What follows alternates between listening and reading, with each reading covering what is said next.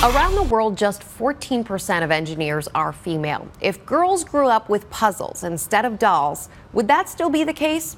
Debbie Sterling doesn't think so. The mechanical engineer founded GoldieBlox, a toy company aimed to show girls that engineering can be cool.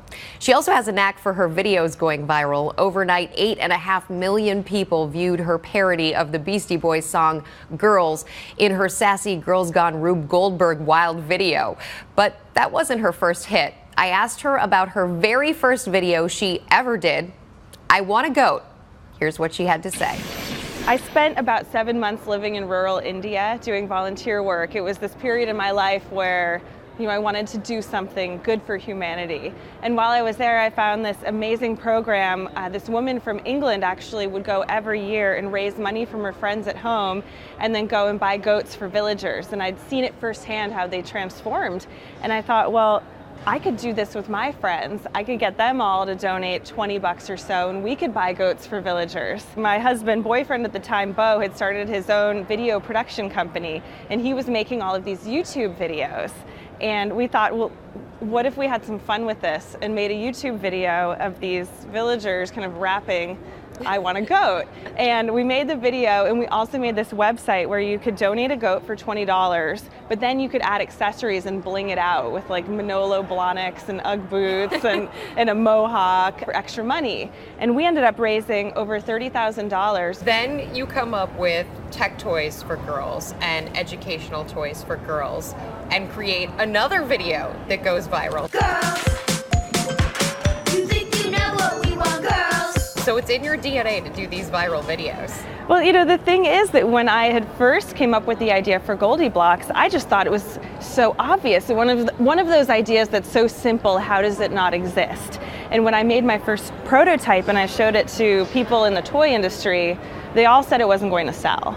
And the traditional way that normally a toy company starts is you make a minimum run, you sell it into the local toy stores, and you go from there. But I knew that wasn't going to work for me, and so that's when I decided to crowdfund it. What do you say to those people who said it wouldn't work? The people who said it wouldn't work, right after the campaign went live, started picking up the phone and calling and wanted to carry the toys. So now they're my partners, and every now and then I love to say I told you so. We still have a lot of work to do, though, to get the message out to everybody, the toy industry, parents who don't yet understand the value of STEM education for their kids and how important it is. You, in this video, used the Beastie Boys song, Girls, and you did your own take on it. And then there were some legal issues around it. Did you expect to get that kind of response from the Beastie Boys? No, we made this video and we wanted to have fun with it, really. We were Beastie Boys fans ourselves and picked this song, and we thought, let's do a spin on it, let's do a parody and turn it into a message of girl empowerment, and that would be a really creative, kind of edgy way to get the word out how cool engineering is, especially for girls. We didn't have a marketing budget, we weren't distributing this on national TV. We put up a YouTube video, and none of us really realized that overnight this video was going to get 8.5 million views and just explode and go viral. So it was a challenging time for me personally and You're the company. Simultaneously excited. We got 8+ million views, but you also have this potential legal action on the side that has to be totally stressing you out. We were very naive and really just wanted to send the message out, finding ways to make engineering cool and accessible to girls. Bottom line is, what we're all about. I think you got the message out even more. I really do. I think more people focused on the story because of the controversy than if there wasn't. So on some levels, it was a blessing in disguise. Well, we certainly weren't expecting it and certainly didn't want it, but, at the end of the day, we ended up settling and giving a donation to charities that promote STEM education for girls. So everyone won. Everybody won. You also got the ad on the Super Bowl. That's a pretty big deal. We beat out 15,000 small businesses, and I think the reason why we won is because we launched with this crowdfunding campaign, right? We were on Kickstarter and we had these 5,000 backers who, in a way now, are our biggest advocates, because if it weren't for them, we wouldn't exist. And so when we went out to ask for votes, we had these people who voted for us and told all of their friends and family to vote for us, and they did. How big of a deal was having your company featured in a Super Bowl ad? Did it change the business? Did you get millions upon millions of hits right away?